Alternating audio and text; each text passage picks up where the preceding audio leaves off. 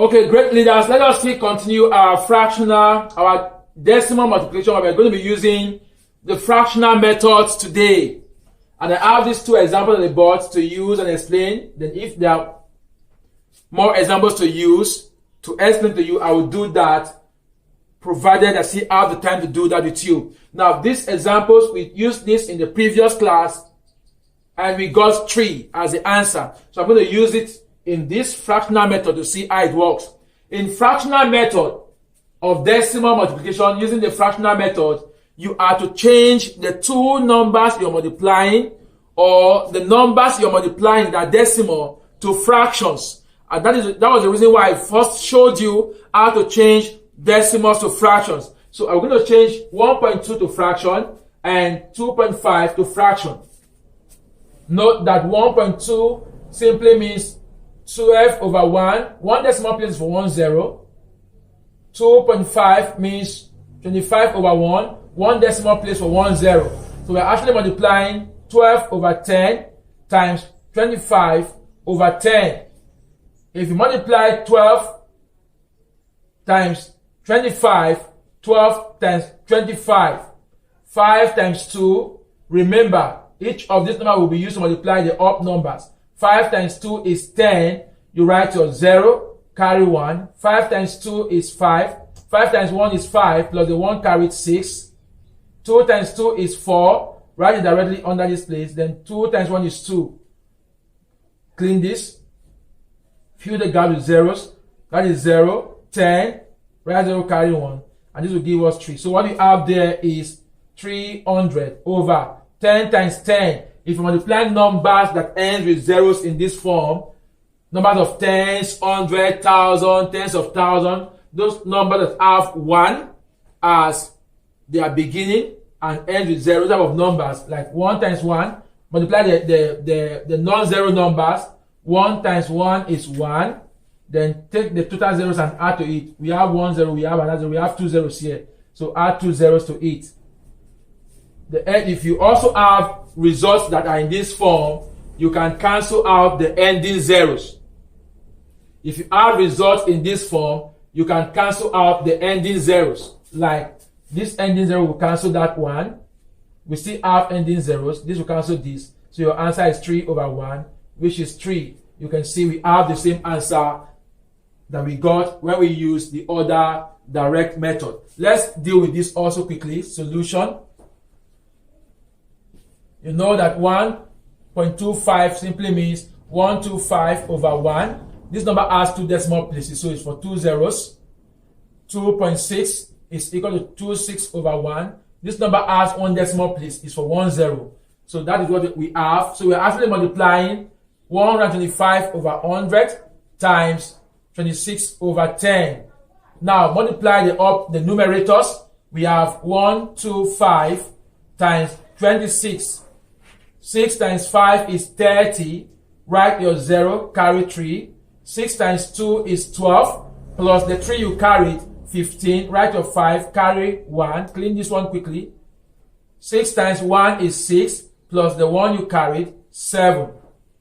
2 times 5 is 10. Write your 0, carry 1. 2 times 2 is 4. Plus the 1 you carried, 5. And 2 times 1 is 2. So we have this. Fill up the gaps with zeros. Fill up here with 0. We have 0, 5, 12. Write 2, carry 1. We have 3. So what we have now is 3250 over 1 times 1 is 1. How many zeros? 1, 2, 3. Add the 3 zeros to it. Ending zeros number. This 0 we cancel this 0. So what you have there is 325 over 100.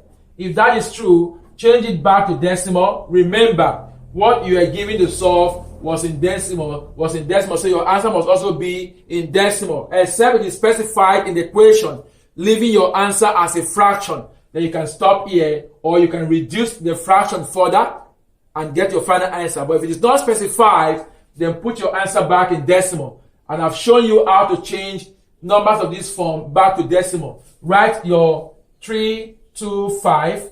This 0 is for this. This 0 is for this. So put your point after that. You have 3.25 as your final result.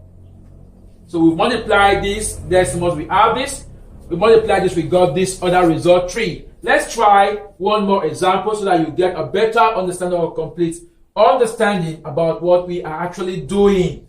Now, let me quickly solve a decimal problem in this form, like 25.12 times 1.34. 25.12 times 1.34. Solution, I will change them to fractions. 25.12 simply means 2512 over 1, 2 zeros for 2 decimals. 1.34 simply means 134 over 1, 2 zeros for 2 decimals. Good. So we're actually multiplying 2,512 over 100 times 134 over 100. Now, we are going to multiply the up numbers. Be careful as I multiply, please, and watch me do that. We have 2512. We have 134. Let's multiply these numbers. 4 times 2 is 8. 4 times 1 is 4. Do not forget, each of the number will be used to multiply all the up number. 4 times 5 is 20. Write 0, carry 2. 4 times 2 is 8. To the 2 carry is 10. Write it. You're done with that. Clean up the up number. 3 times 2 is 6. Directly. 3 times 1 is 3. 3 times 5 is 15. Write your 5. Carry 1. 3 times 2 is 6. Plus the 1 carried. 7. Clean quickly. 1 times 2 is 2. 1 times 1 is 1. 1 times 5 is 5. 1 times 2 is 2. This is it. Close the gaps if you like with zeros in that manner. Add the result. You have 8. You have 10. Carry 1. This will give us 6. This is 6. This will give us 13. Write 3. Carry 1. Here will give us 3. So our answer that we have is 33668. 1 times 1 is 1. There are 4 zeros. 1, 2, 3, 4. Add the 4 zeros there. These numbers have no ending zeros. Do not do the mistake of cancelling this 0 and this 0, because this is not your ending 0. This number has no ending 0. Don't do that mistake, please. So now let us quickly change our answer back to decimal. Write the number up. 33668. This 0 is for this. This 0 is for this. This 0 is for this. This 0 is for this. Put your point. Your answer is 33.6608. It's as simple as this. Can you see that? Good. The work is not difficult. So carefully go through the video and ensure you get the best out of it. So use this method to solve the problems. Use this method to solve the problems I gave to you in the previous video and forward them to me. Use your fractional method to solve the same problems I gave to you in the previous video and forward your answers to me. Or be sure that your answers are the same, then forward your answers to me and you're solving. Let me see what you've done so far. Do not forget, if you're using fractional method, always change the decimals to fractions before you multiply the numerator to numerator, denominator to denominator, and then change your answer back to decimal. See you in the next class. Thank you.